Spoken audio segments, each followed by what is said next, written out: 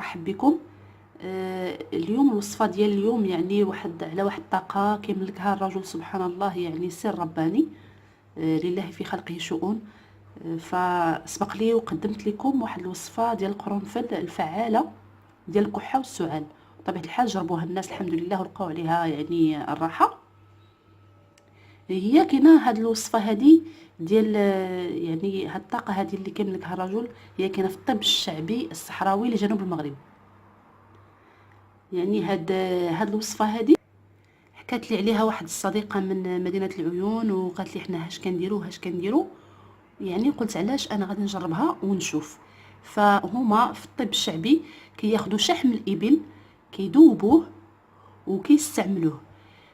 لكن مع الصعوبه انك يعني كنت في الاول كنظن ان السر كان في يعني في شحم الابل. فانا واحد المره قلت انا اش غادي ندير، انا غادي نجرب ماده دهنيه اخرى ونشوف. فجربت ماده دهنيه اخرى ولقيت بان السر ماشي في الماده الدهنيه اللي كنستعملوا يعني شحم الابل او زيت الزيتون كما غنوريكم، ولكن السر كيكمن في الطاقه اللي كيملكها الرجل في الكف ديالو. فعندهم في جنوب المغرب كياخذوا هذاك شحم الابل وكيعملوا الرجل في الكف ديالو وكيسخنوا مزيان، كيسخنوا واحد المده ديال 5 دقائق حتى ل 10 دقائق، اللي حتى كتجمع ليه واحد الطاقه يعني في الكف ديالو. عاد كيخشي يدو وكيحط يدو على صدر الطفل او الرضيع، خاصه الرضيع، وكيخلي هذيك السخونيه ديال الكف كتدخل مع الصدر وكتسحب داك البرد. سبحان الله. انا استعملت زيت الزيتون والسانوج. يعني خديت زيت الزيتون دفيته واستعملت معاه شويه ديال السانوج، وسبحان الله عطيتها للزوج ديالي اللي استعملها للطفل ديالي. بطبيعه الحال يعني حنا الامهات كنبغيو داك الشفاء العاجل، يعني استعملت هذاك الزيت والعسل والقرنفل الحمد لله هذيك الوصفه كتعطيني مفعول.